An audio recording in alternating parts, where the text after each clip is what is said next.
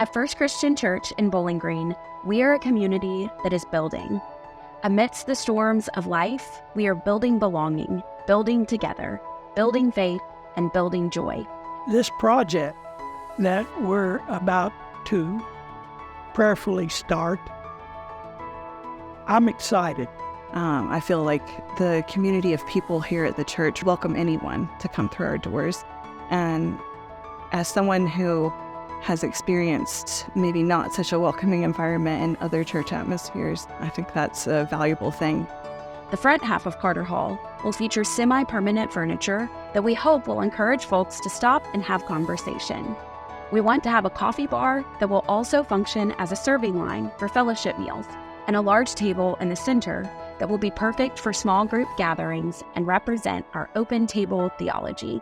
I worship in a sanctuary that I didn't build, and we fellowship and do ministry in Carter Hall, and I don't even know who built Carter Hall.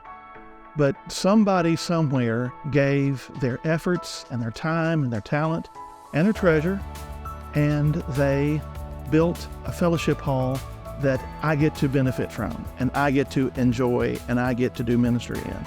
In order to make Carter Hall more welcoming, we want to add windows, glass doors, and an outdoor plaza. Not only will this allow us to view our beautiful landscape from the inside, it will also provide a more accessible point of entry that is closer to our back parking lot. In the kitchen, we will do a full facelift.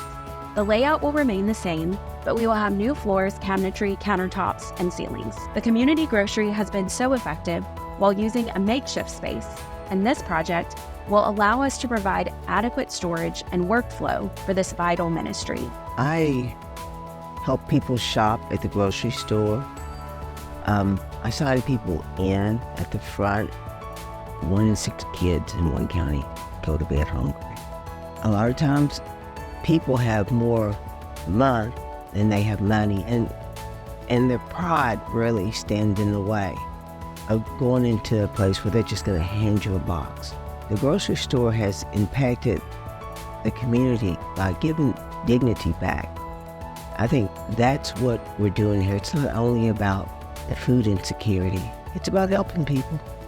If you come into a place where you're welcomed and people know your name when you come in the door, you're having meaningful conversations.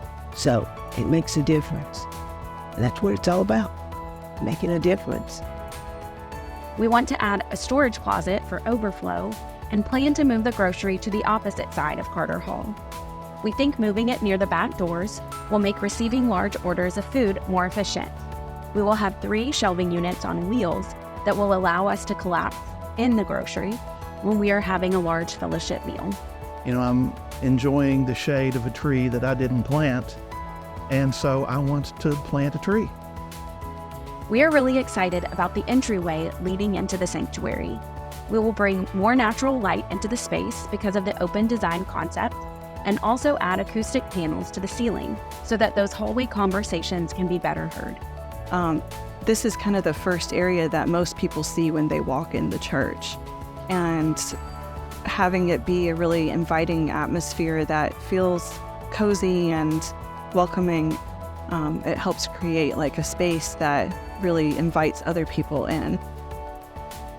We hope people will get the same feeling of welcome they experience in the sanctuary from the first moment they step foot in our doors. I believe this one is not just for the sake of changing.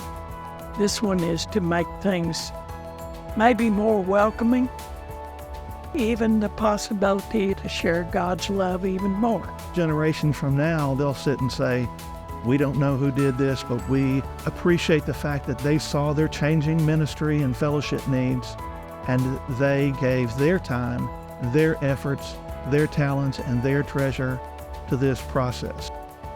And we will be updating current restrooms and adding 2 gender-neutral single-stall bathrooms. Those bathrooms will be in the hallway outside the sanctuary, making it more convenient for families or anyone who needs to use the restroom during worship. Maybe, just maybe, I'll live long enough to see it happen. For the people I go to church with now, and for the generations to come, in the hope and prayer that the circle will be unbroken. We invite you to build with us by making a pledge toward our capital campaign, which will make space for our community to build and grow.